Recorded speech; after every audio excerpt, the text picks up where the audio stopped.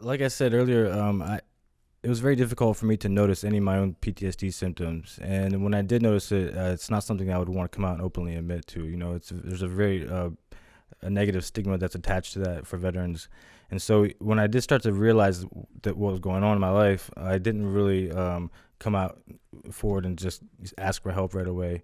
I tried to deal with it on my own by self-medicating, but really the main symptoms that I was experiencing were night terrors, flashbacks, hyperarousal. I couldn't be in any crowded places. I couldn't sit with my back to the door. I couldn't ride on a bus due to an experience that I had in Fallujah, my first deployment in 2007, which just really put a fear inside me that wouldn't even allow. I was forced to get on a bus once, and I had an anxiety attack, and I couldn't ride. So ever since then, I just gave up on it. Until later. But PTSD symptoms can range, from a lot of different things, depending on the veteran. But for me, that's basically what they were. And the self-medicating I was talking about, that was my go-to thing for my night terrors. I started using street narcotics to so I didn't have to go to sleep at night, and that would take care of that. So it would keep you up all Keep night. me awake, yeah. Uh-huh. The thing that I found, and that I found hard to even appreciate when I was first starting the film, it sounds so melodramatic, the idea that you have flashbacks and you have night terrors and you can't go into a bus, and a loud backfire from a car all of a sudden makes you hit the ground, which are all reactions to this trauma, this combat trauma. And I initially was not skeptical, but it was like, it just felt too movie-like. It felt too melodramatic. And it turns out that they're so real and so true and so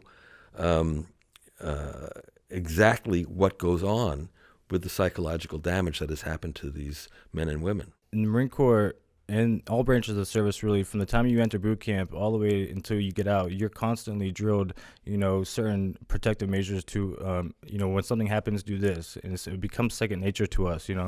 We're trained in boot camp for, in the Marine Corps, we go through 13 weeks of basic training.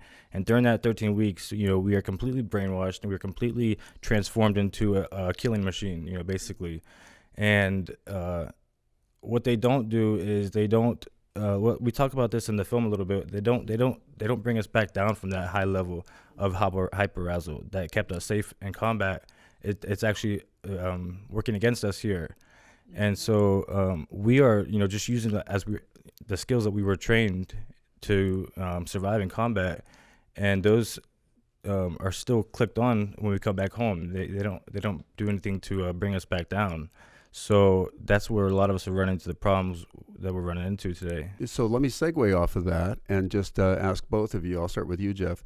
With Mark and the other two veterans in your film, what are the actual legal challenges and realities of trying to deal with crimes committed by returning soldiers with post-traumatic stress? Well, one of the things that, one of the problems is on the veteran side, that they don't report themselves as having problems, and so they don't seek help. Very often, if they wind up self-medicating, the typical kind of thing is that in order to deal with a psychological problem, they look for help somehow without going for help, and they take drugs to try to either help them sleep or not sleep or whatever it might be. And that very often, that alcohol or that drug abuse very often can lead you to criminal activity. One of the points I do want to make also, though, is these are guys and girls who went overseas or who went into the military to protect our country and to sacrifice potentially their lives, like Mark, who had the best of intentions and who went there for All the really right good reasons. things and for right reasons.